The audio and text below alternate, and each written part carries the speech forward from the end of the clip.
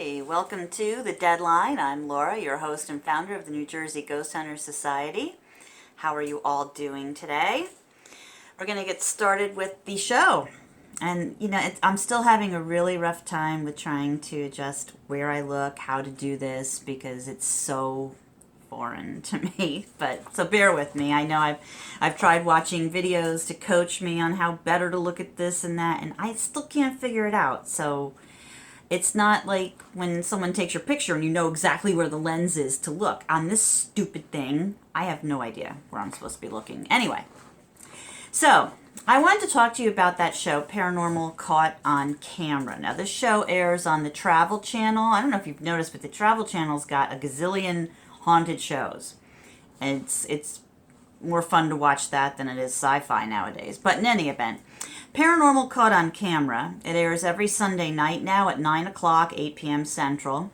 And you will see our NJGHS friends on there, Mark Moran and Mark Skjorman. You know them of Weird NJ fame.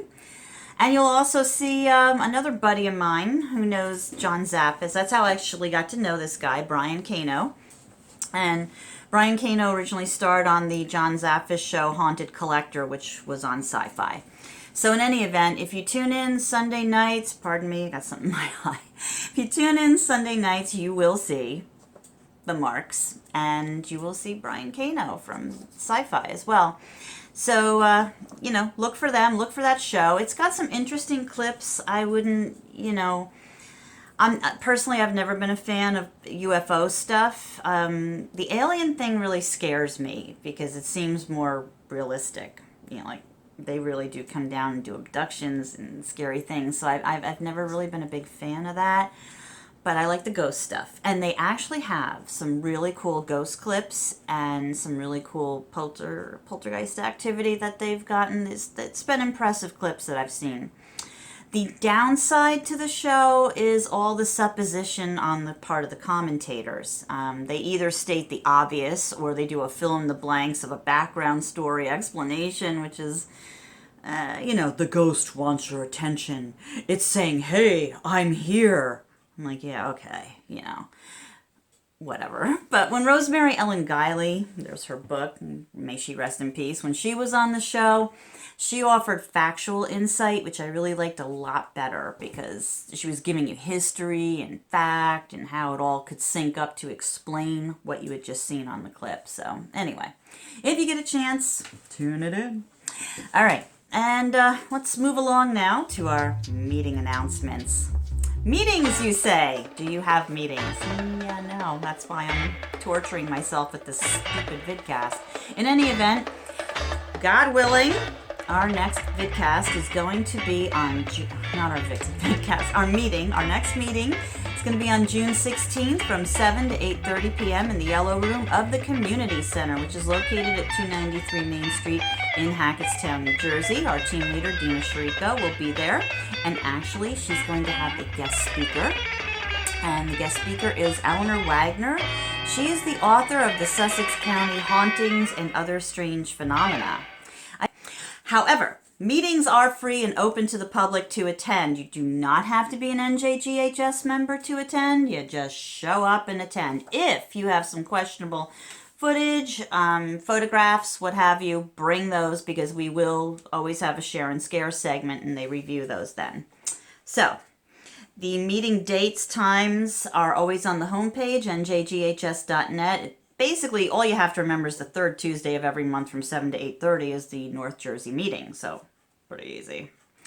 Okay, and actually, I have a little bit of a job opportunity. I put it in as an NJGHS job call. Now, I would love to get the Central Jersey division back up and running. So, I need a team leader. A team leader who is well-versed in the paranormal and who can fully commit to hosting a monthly meeting, preferably in the Clark or Westfield, New Jersey area. As a team leader, you are responsible for securing the meeting location, key, and reporting the meeting dates, times, places to me so I can upload accordingly to the Facebook page and the NJGHS site. So if you're interested and you really want to, be serious about this, please reach out to me. My email, it's on the website. It's laurah@njghs.net. And just, send me a little bit about yourself, how long you've been involved in the paranormal, what makes you think you would, want to take the reins and running the Central Jersey. I can tell you this much. When our organization started, it started in Westfield, New Jersey, so it just was a given that we had the Central Jersey division, and it was the largest. And then even when we branched out and we got a North Jersey, actually we used to have Northwest for Hackettstown, Northeast was Bogota, and then we had the Central Jersey division down in Matawan. Greg and Sherry Irish used to head up that division. And the Central Jersey was still, their monthly meetings were larger than both the Northeast and Northwest combined. Okay, it's a big foothold. I think primarily because we started in Central New Jersey. So really, if you're someone who wants to be the team leader for the Central Jersey division and you really want to get in there and run the monthly meetings, get topics, and I'm glad to come down and kick off your first meeting so that way you get, you see how the basic meeting runs and what have you. I'm all for it. But just email me, laurah@njghs.net, and let me know that you would like to do this. Now it's time for News of the Weird. So, here we have News of the Weird. Alberto Tito Alejandro, 51. He was arrested following a high-speed chase after Washington State troopers received multiple calls on March 29th about a car hitting two other vehicles south of Seattle and then racing away at speeds up to 100 miles an hour. Trooper Heather Axton said when officers got close to the 1996 Buick, they were shocked to see a dog sitting in the driver's seat. Alejandro steering and pushing the gas pedal from the passenger seat. Okay. When we took him into custody, Axton said he admitted to our troopers that he was teaching his dog to drive. I've heard a lot of excuses, but I've never had an excuse that the dog was driving. Alejandro was charged on multiple counts, including driving under the influence of drugs. Okay, way to go, Alejandro. Medical kinkiness. Here we go. MedFet UK, a small company that supplies people who indulge in medical fetishes, donated its entire inventory, just a few sets, of disposable medical scrubs to Britain's National Health Service on March 27th after being contacted by desperate procurement officers, Metro News reported.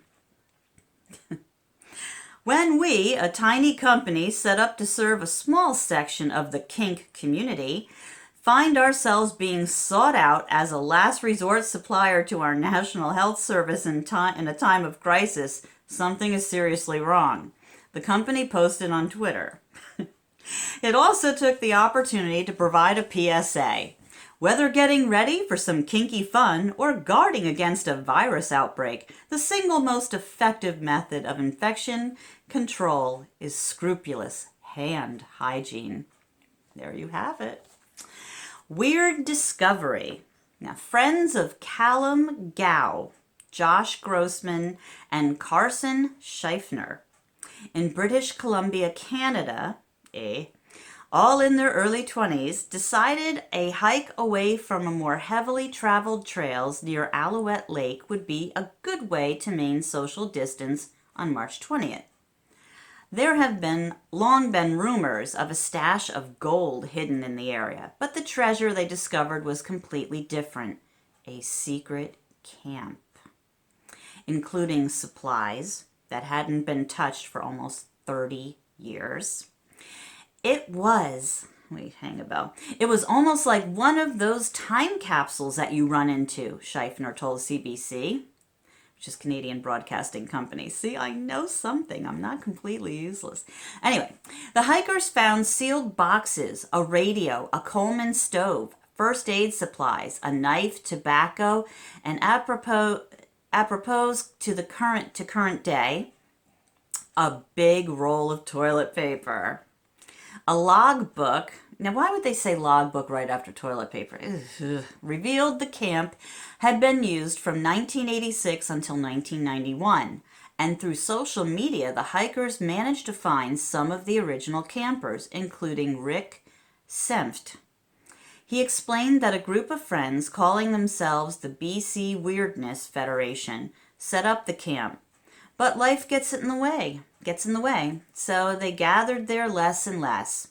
They're probably some of the best years I had, he reminisced. Aww. And that's your news of the weird. We'll be right back after this commercial break. Do you have what it takes to be a ghost hunter? Are you fascinated with the paranormal? Then why not take your interest to the next level and join the New Jersey Ghost Hunters Society? For a $25 lifetime membership fee, you'll receive training on our cemetery hunts and participate on private investigative teams and receive discounts on the books we sell. Members also get the reduced rate on special events and workshops we host throughout the year. Use the PayPal link on the homepage of www.njghs.net and you'll receive a PDF of your membership card within 24 hours of purchase. Happy haunting! Welcome back. Haunted Trivia. So last week's Haunted Trivia asked what the name of the creature is from Russian lore that is the result of a sorcerer invading the body of a dying or already dead person. Once transformed, the creature devours the family of its victim whose body it now inhabits. Shockingly, nobody wrote in with a correct answer. However, you still have this week to give it a go, okay? The answer, by the way, was Erestun or Eretic. So it's Erestun or Eretic, Eretik. Now, take a look at this book here. See? Rosemary Ellen Guiley's Vampires, Werewolves, it's an encyclopedia of monsters and so on and so forth. That's where the haunted trivia question came from.